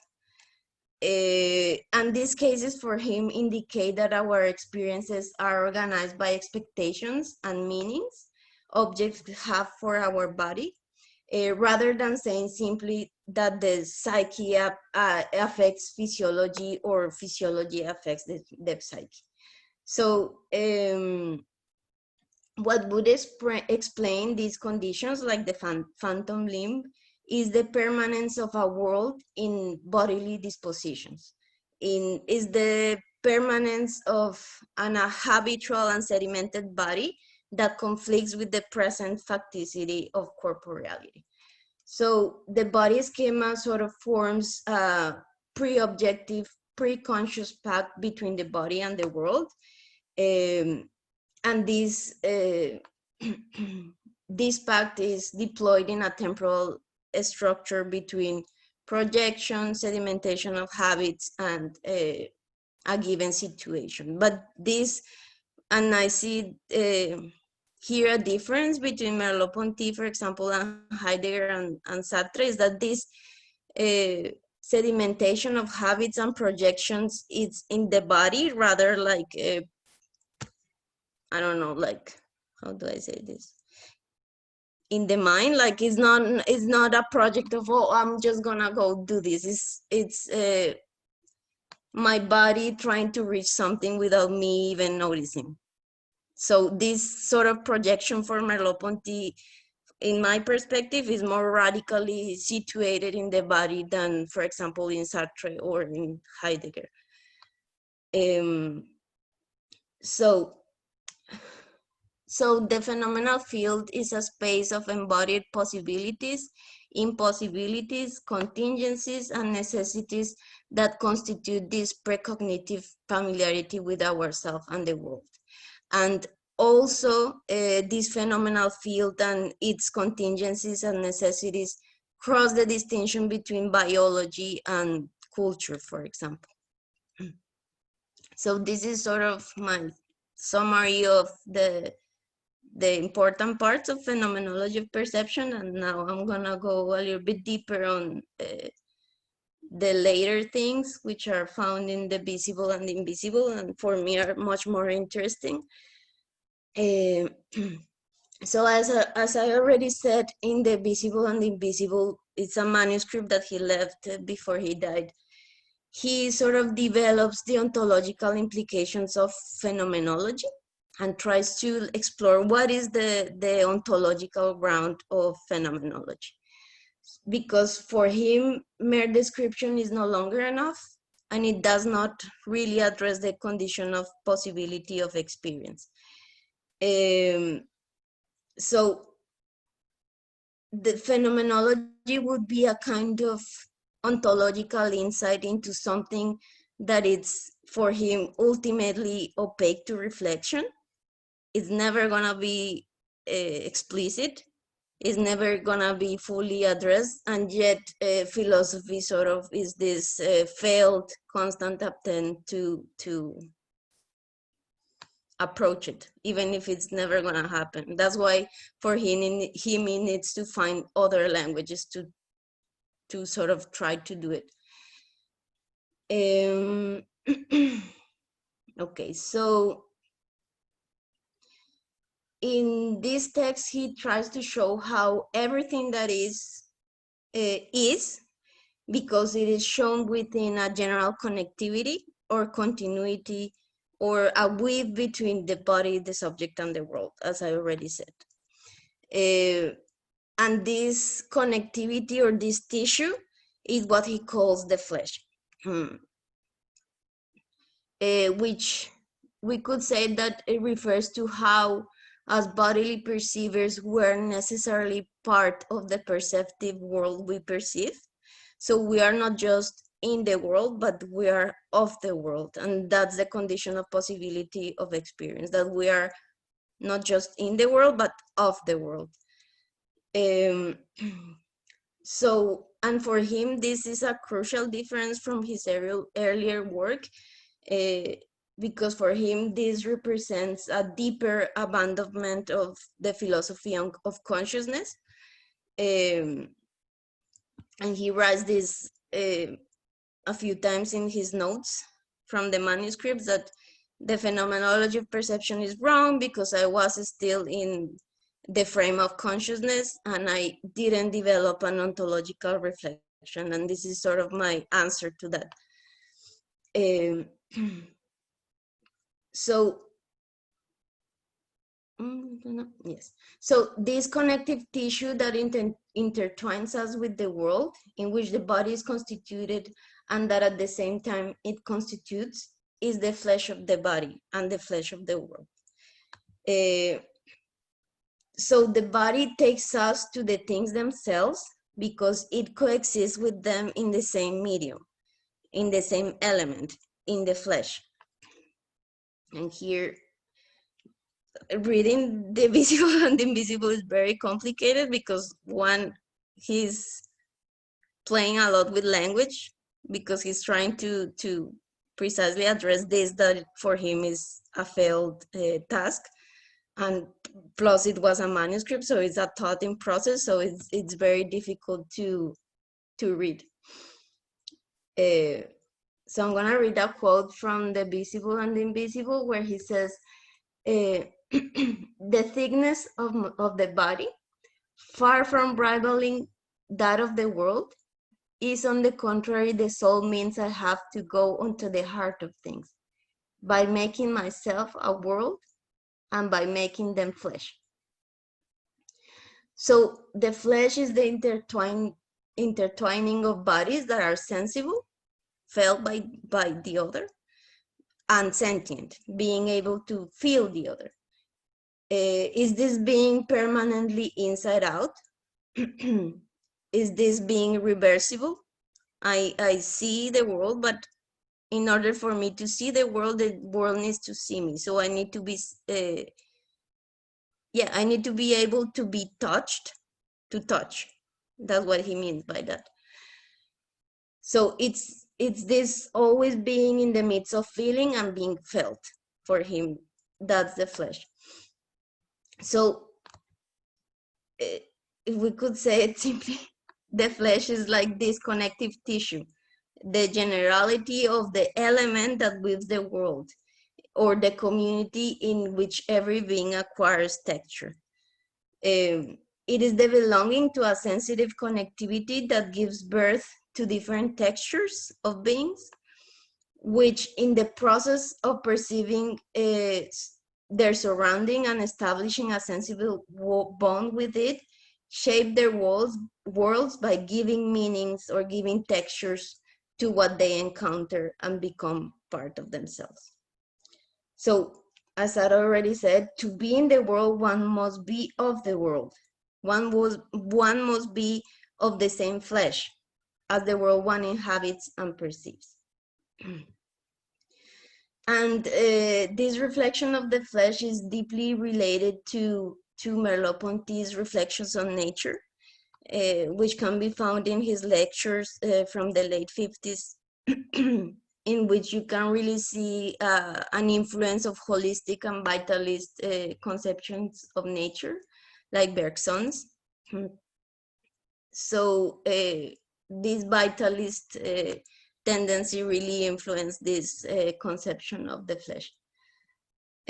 For example, he refers to the flesh a lot of times as that which nourishes and drives experience. For example, he says in one quote, the tissue that lines beings, that sustains them, nourishes them, and which for its part is not a thing, but a possibility, a latency, a flesh of things. So the flesh is a sort of kinship, or the formative medium between the object and the subject. Is this fabric tissue that allows us to connect with everything. Yes, okay. This already said.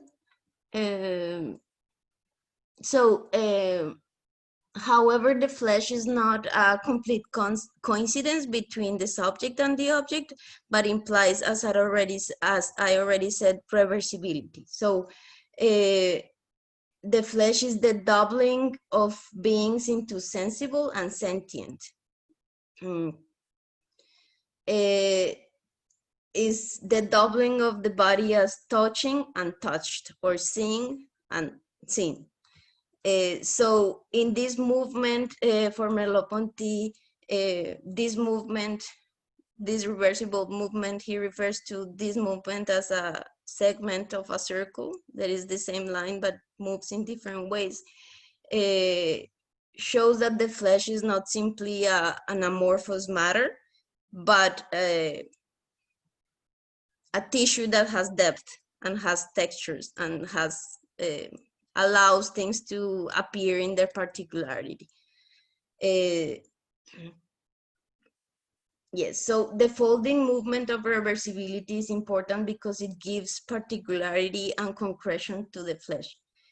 The flesh is a weaving with differentiated depth and amplitude that shape it. It is not an amorphous mass. It has thickness, it has a consistency in which difference and particularity emerge. For Merleau-Ponty, the inhabiting of time and space gives this thickness to the depth of the flesh. The temporal and spatial limit of our bodies exceeds our present situation. It reaches everything that we encounter through perception and belongs to our corporeal horizon. The body goes beyond its own immediacy and presence, and it reaches everything that we have been, but also everything that we could be. It reaches distance and proximity. This is the depth and amplitude of the body, since we are never in complete coincidence, nor with ourselves, nor with what surrounds us. And here I have a quote from The Visible and the Invisible, in which he says that the flesh is a coincidence, always past or always future.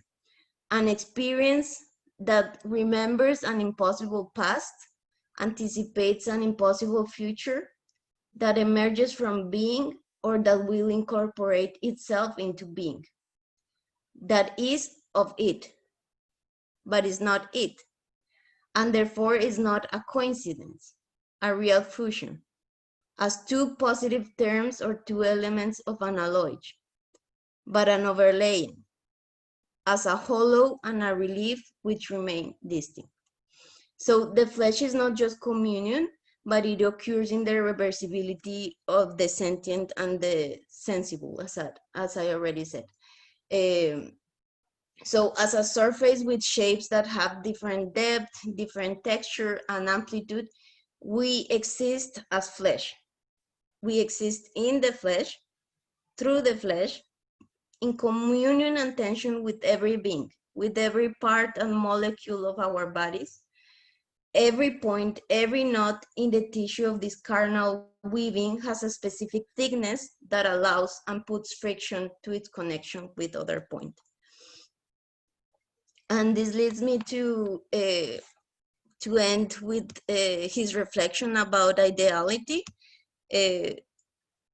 which is crucial to both his conception of language and his conception of subjectivity or difference.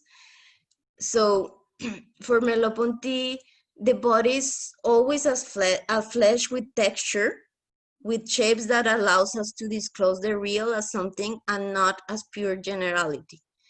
Ideality allows the continuous process of unfolding these textures. It is the heart of materiality. The central question of the visible and the invisible is the articulation between materiality and ideality in the flesh. So he's trying to think how the idea is in the core of materiality, is in the core of the body rather than in opposition to it. So even if Merleau-Ponty highlights the material, sensible and practical character of our embodied bond with the world, this does not exclude the need to explain how ideality or the invisible is part of this bond too. The idea, instead of being external to the materiality of the flesh, it's in its inherent condition. In his words in the, this is The Visible and the Invisible, he says, there is a strict ideality in experiences that are experiences of the flesh. The moments of the sonata, the fragments of the luminous field, adhere to one another with a cohesion without concept, which is of the same type as the cohesion of the parts of my body, or the cohesion of my body with the world. Is my body a thing? Is it an idea? It is neither, being the measurement of things. We will therefore have to recognize an ideality that is not alien to the flesh, that gives it its axis, its depth, its dimensions.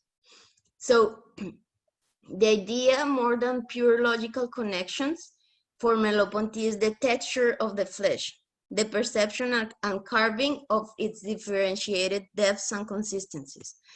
Throughout The Visible and the Invisible, Merleau-Ponty refers to the musicality and tactility of the idea to highlight its embodied and aesthetic nature. Ideality emerges from the sensible, practical, and material connections between the body and the world. And for example, language and thought having their core a flux of life and sensibility that is their condition of possibility. And it shows that language and thought carry meaning in an embodied way rather than in opposition to it. So And an important consequence of this, in my perspective, is that rather than keeping the notion of the ideality or the notion of world within the Heideggerian ontological difference between the human and the non-human, Merleau-Ponty argues that the invisible or the idea like it's in everything that exists. There is not a fundamental rift between the human and the non-human, but a belongingness and a becoming each other within the flesh. So the realm of meaning that we tend to attribute to culture is not exclusive to the human, nor is ontological different from biology and nature, but for him, every being interprets, every being, a rock even, interprets and understands the world in which it is embedded and gives to it a texture. It opens a virtuality or an excess that surpasses what is given. Such interpretation is no less material than ideal or human than non-human, and never exhausts the real, even if it always transforms it, leaving it open to contingency. So rather than abstract and symbolic figurations, the narrations of the worlds of living and non-living beings are material forces that cut into the given virtual features and contingencies. This notion allows him to propose an embodied understanding of language that undermines its exclusivity to the human.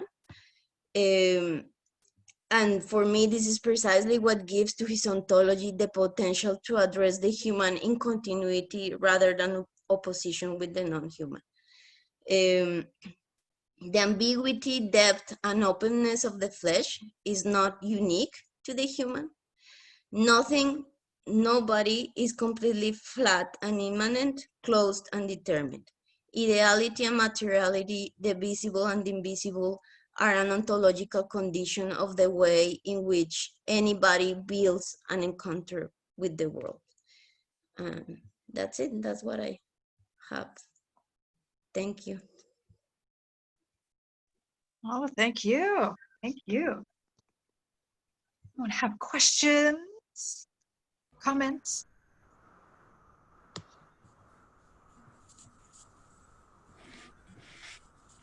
I actually had one. Hey, sorry, I was muted the whole time. The concept of flesh in Merleau-Ponty has always been a very difficult concept to grasp. One thing my general grasp of it is that it wants to locate the sort of phenomenological experience of the world from purely being a cerebral phenomenon to one that is located in the entirety of the body, and even to kind of like the prosthetics of the body, like, you know, and there's a theory, and especially there's a theory going in some philosophy of mind circles called extended cognition theory. The idea that the tools that we use, like cell phones, you know, the clothes we wear, writing utensils, are actually kind of part of the sort of cognitive apparatus, and they're very much part of this little pre-perceptual presentation that we have. Do you think we can talk about flesh, the flesh of the world in the Pontian sense, as also including our relationship with the technology? You know, I mean, and how our relationships with cell phones, with different forms of media, you know, are very much part of this of our extended body of phenomenal experience.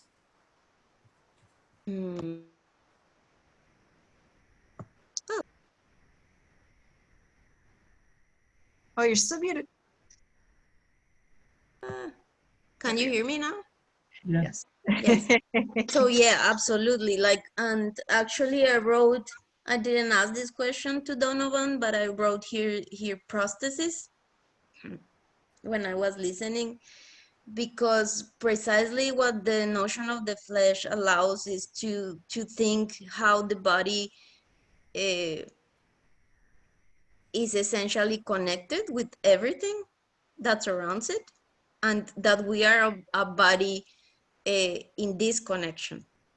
And this implies that the pen which I write right now, it's part of my body, and it's part of the same connectivity and the same medium. Yeah, so absolutely, like a prosthesis or technology or the objects which we engage and orient ourselves of the world would be part of that flesh, and would allow us to be flesh, sort of. So yeah, absolutely. Yeah, there's a lot of similarities to Merleau-Ponty's thought and like Marshall McLuhan, the idea that media is the extension of the human body. In fact, one of his metaphors of electronic communication is literally the human nervous system growing out its tendrils, to encompass the entire planet. So I think it's kind of taking that Pontian flesh idea and seeing silicon or like our silicon microprocessors as like literal extensions of them, as extensions of our nervous system in some respects, according to McLuhan at least. And this idea, this flesh idea, seems to kind of sync with that. And which also has to do with like how we think virtuality, and how we tend to separate virtuality from materiality, when actually virtuality has much of materiality. Is very material in a particular way, of course, but it's material, and it's connectivity in a sense. It's particular, but it is. So so yes, and this is for me something that he addresses by storing the invisible, and how in the invisible there is still connectivity among everything. So yeah, very interesting. I think the Merleau-Ponty is doing more work to make this clear he's doing more work to like help with this with the flesh. Sartre has a similar idea. His example is glasses, but I think with prosthetics or technology, anything that becomes like really seamlessly integrated with how you're able to access and manipulate the world would become part of the body in Sartre's sense as well. I think Merleau-Ponty is more pushed, like trying to pursue this with the idea of the flesh, but it seems to be of a piece with the kind of this general phenomenological thing. Sartre says that your glasses become so close to you that this is something he picks up from Heidegger too. They're so close to you that they're the furthest thing away, because they're furthest from your conscious, because they're so seamlessly integrated in how you're accessing the world. And I think the flesh is doing a lot to like really dig deep into that idea. So yeah, agree. Something that occurs to me is that my experience for the last 2 hours has been, I suppose it's a flesh experience, a connective tissue experience between us all. And in a way, this forum here has been a sort of tool for intersubjective making and co-constitution. And I think that's a pertinent. That's how I've experienced the last 2 hours. So we are the flesh, as it were. But we can particularize, and we can, to use your word, what is it, Angela? Differentiate. Yes, we're all differentiated within that, but at the same time, we've got multiple perspectives, but we're co-constituting each other as we speak and interact. Yeah, I actually like very much, I don't know if you have read Sarah Met. She has this book called Queer Phenomenology, and in there she tries to think how phenomenology should address not the interior of the body, so not the, how do you say this? Yeah, like the interior experience, like in Husserl describing everything that's happening, blah, blah, blah. But for her, for example, actually phenomenology should address this connective tissue between bodies. So what happens between bodies and what circulates between bodies. For example, for her, one thing that circulates is affects, circulates among bodies and shape the boundaries of the body. So in her take of phenomenology, phenomenology should address this outer intersubjective co-constitution of bodies rather than this meditation that is a very masculinist way of addressing experience for many feminist theorists. And actually many feminist theorists criticize phenomenology for this solipsism and try to address how experience is actually really intersubjective and try to do it in their investigations. Yeah. Her book on emotions is also really good. Yeah. What is it called? The Social Politics of Emotions, or I can't remember the exact title. I think so. It's really good. Yeah. Queer phenomenology is excellent. Who's the author? Sarah Ahmed. Sarah Ahmed. Mm-hmm. Queer phenomenology. She has a whole chapter on Husserl's desk and book, I think. I recommend it highly. It's amazing.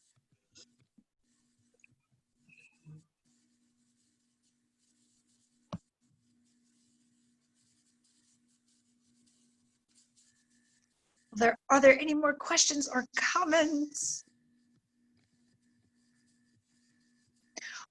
Well, thank you for that amazing presentation, Angela, and thank you, Donovan, for yours as well. Yay, yes, everyone clap. And thank you for participating, those who came to enjoy, and we've certainly enjoyed the questions and comments. That makes this experience a lot more dynamic, and I think a lot more helpful for those who are watching from home and who might not have access to academic conversations, whether it be because of the pandemic or other reasons, I don't know. So thank you for participating, everyone. We'll have another one of these in January. We'll take a bit of a break for a little bit for the holidays. So I don't want to announce what we'll be doing next, but do stay tuned for this and for other sessions and installments and activities that we'll post on the website and on Facebook. Otherwise, everyone have a lovely time. Thank you, everyone. Thanks. Thank you very much. Bye-bye. Thank you. Thank you. Bye.